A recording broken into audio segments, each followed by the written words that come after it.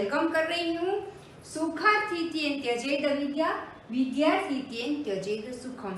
इस लाइन का शाब्दिक मतलब है, मतलब वर्ड वाइज जो मीनिंग देखा जाए तो ऐसा है कि जिन लोगों को सुख प्लस अर्थ, मतलब जो लोग सुखार्थी है, जिसे सिर्फ सुख चाहिए, उसे विद्या का त्याग करना होता है, यानी कि विद्या पाने की इच्छा को कैंसल करनी होती है। और विद्यार्थी त्यजेत सुखम, और जो विद्यार्थी है, विद्या प्लस अर्थी, विद्या का अर्थी, विद्या को पाने की इच्छा करने वाला, उसके लिए मेहनत करने वाला, तेन त्यजेत सुखम, उसे सुख का त्याग करना चाहिए।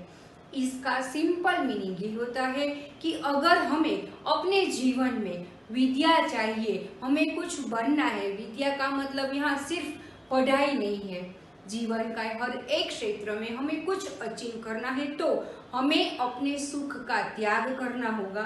सिर्फ अपना सुख ही देखेंगे, सिर्फ अपनी फैसिलिटीज ही देखेंगे तो हम कोई भी फील्ड में आगे नहीं बढ़ पाएंगे।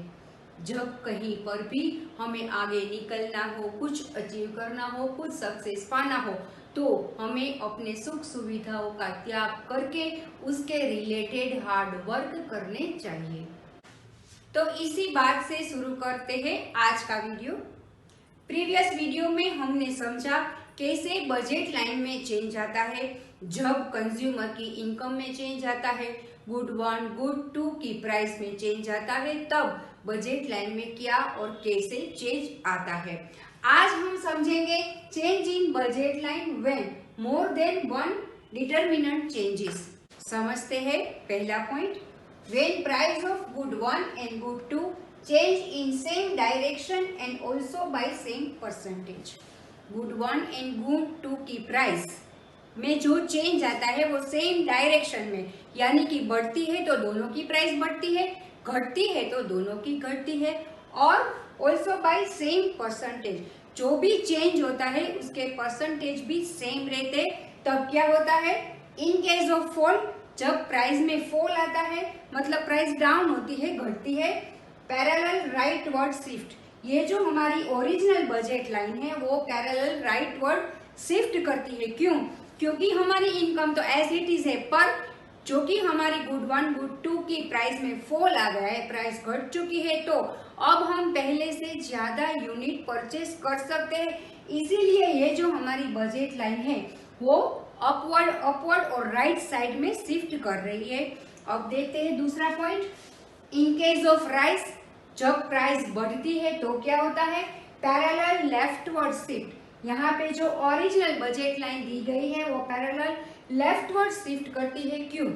क्योंकि हमारी इनकम तो एज इट इज है, पर जो भी गुड्स हम परचेस करना चाहते हैं उसकी प्राइस बढ़ गई है, तो अब हम पहले से लेस यूनिट परचेस करते हैं। इसीलिए यहाँ पे एक बात खास मैं आप सबको बताती, ये जो दोनों ग्राफ है ये हमने प्रीवियस वीडियो में जब कंज्यूमर की इनकम बढ़ती है तो बजट लाइन में क्या चेंज आता है उसके डिस्कशन में ड्रॉ किए थे।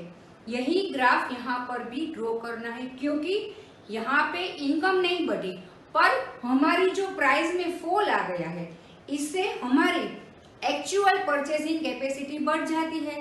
तो यहाँ पे यही ग्राफ होगा। और इन केस ऑफ प्राइस बढ़ी है, जब हमने कहा था कि इनकम घटती है तो क्या होता है, तो इनकम घटती है तो हमारा कंजप्शन भी हमें घटाना होता है, परचेज भी हमें घटाना होता है।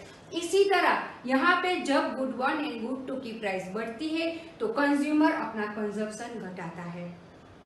When prices of good 1, good 2 and income of consumer change in same direction and in same proportion, income भी बढ़ती है, गुड 1 गुड 2 की प्राइस भी बढ़ती है, अगर इनकम घटती है तो प्राइस भी घटती है, और ये तीनों बातें सेम प्रपोजन में होती है, तो क्या होता है, there will be no change.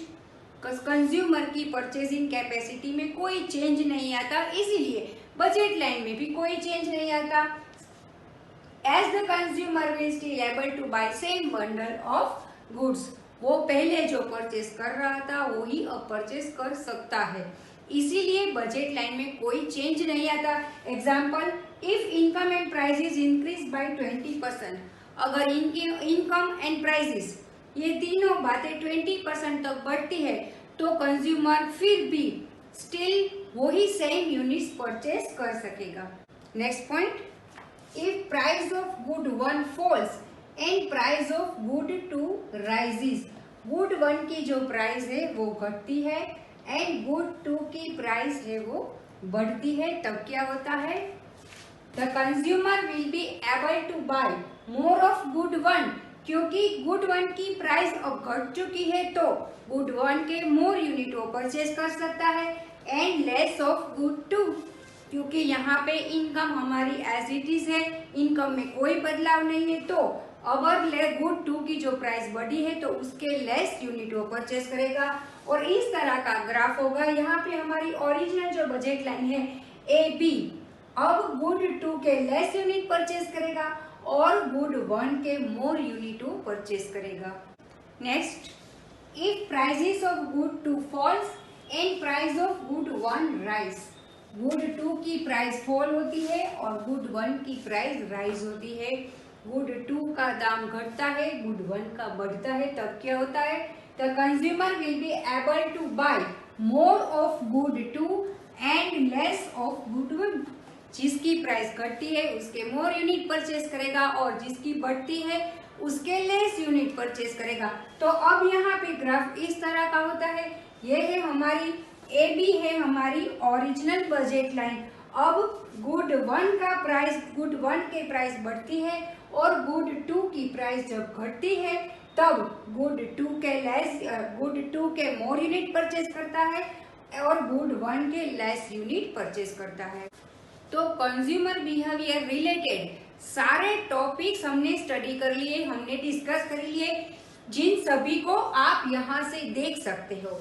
अगले वीडियो में हम शुरू करेंगे practical problems regarding this all topics, MU, TU, indifference curve, budget line, इन सभी के रिलेटेड प्रैक्टिकल प्रॉब्लम्स जो कि एग्जामिनेशन के पॉइंट ऑफ व्यू से काफी इम्पोर्टेंट है, इसीलिए हम ये सब भी डिस्कस करेंगे। तब तक stay tuned with Shiv academy. Thank you.